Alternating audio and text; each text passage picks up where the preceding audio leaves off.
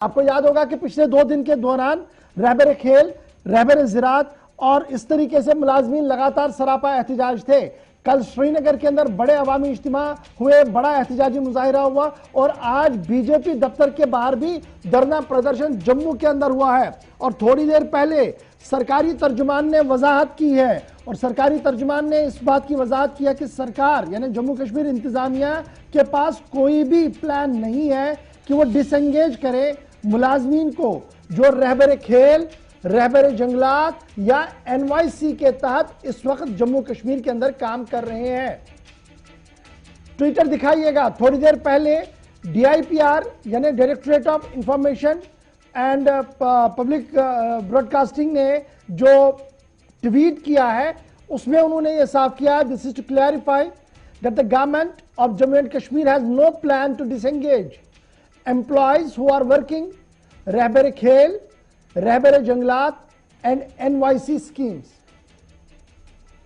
4 लाइनों का ट्वीट और इसे वजाहत माना जा रहा है कि जो पिछले 2 दिन से हंगामा हो रहा था, हजारों लोग ये कह रहे थे कि सरकार के पास जो प्रपोजल गया है और सरकार ने जिस बात को माना है उससे आने वाले दिनों में और मुश्किलें पैदा होंगी क्योंकि बेरोजगारी की शरह बढ़ सकती है और जो लोग पिछले 5 साल 8 साल से काम कर रहे हैं उनके खिलाफ यह हुकूमती साजिश है।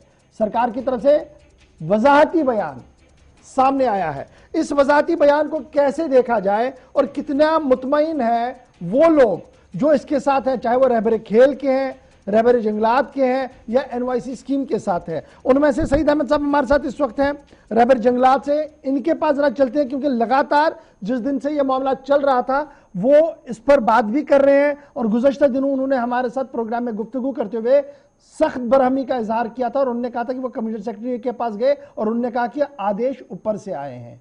आज के इस क्लियरिटी को, इस वजाहत को वो कैसे किए? सर बहुत शुक्रिया जी ज्वाइन करने के लिए हमारे साथ। ये जो सरकार की तरफ से वजाहत आई है, DIPR ने ट्वीट किया है, इस ट्वीट को आप कैसे देखते हैं? और सुबह हम देख रहे थे कि रविंदर रैना कह रहा था कि जनाब खबर ही गलत है, ऐसा कोई प्रोग्राम नहीं है, और शाम होते होते DIPR का ट्वीट।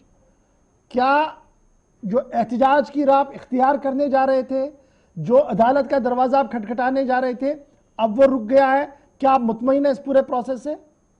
शुक्रिया गवर साहब। जैसे आपने फरमाया कि DIPR की तरफ से एक ट्वीट आया है 4 लाइन का।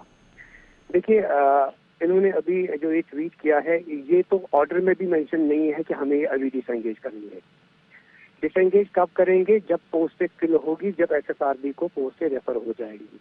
जो एग्जाम क्वालिफाई करेगा वो इन है, जो नहीं करेगा वो आउट है।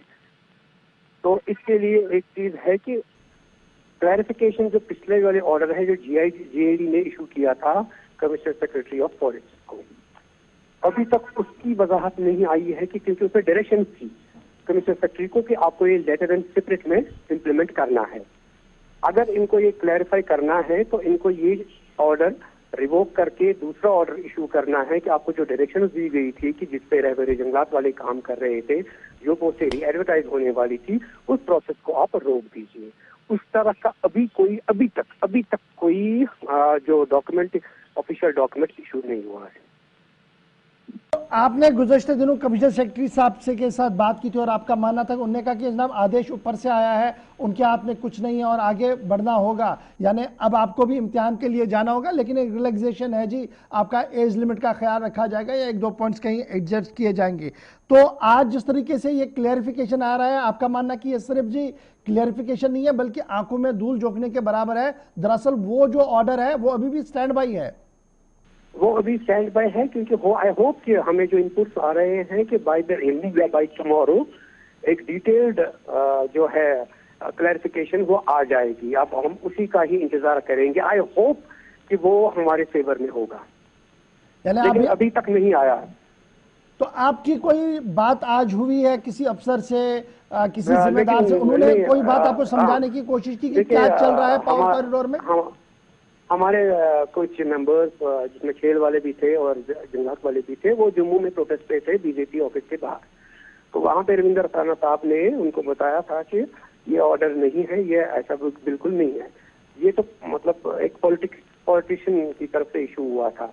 लेकिन अभी का हम जिसका वेट कर रहे हैं दैट इज कि शायद ऑनरेबल एलजी साहब या ऑनरेबल जो हमारे चीफ सेक्रेटरी साहब है उनकी तरफ से या जेडी की तरफ से कि एक वजाहती क्लैरिफिकेशन आ जाए कि जो प्रपोज से रेफर कर रहे थे हम वो अब रेफर नहीं होंगे और जो डायरेक्शंस इशू की गई थी वो अब नहीं होंगी, उसी का ही वेट कर रहे हैं। यानी आपका सीधा सीधा मानना है कि पोस्ट रेफर ना करें और जो बात की जा रही है उसको रोककर जैसे चल रहा है उसको चलने दिया जाए। जो भी कैबिनेट डिसीजन लिया गया था वो एज स्टैंड है, वैसे ही चलता रहेगा। हम उसी चीज का इंतजार में हैं, होपफुली कि वो आ जाए। अभी तक हम उसी का ही वेट कर रहे हैं। चलिए, बहुत शुक्रिया जी ज्वाइन करने के लिए। ये थी जनाब वजाहत के बाद रिएक्शन जो जानना बहुत ज्यादा जरूरी था। बढ़ते हैं जी आगे, जरा बात सरहद के उस पार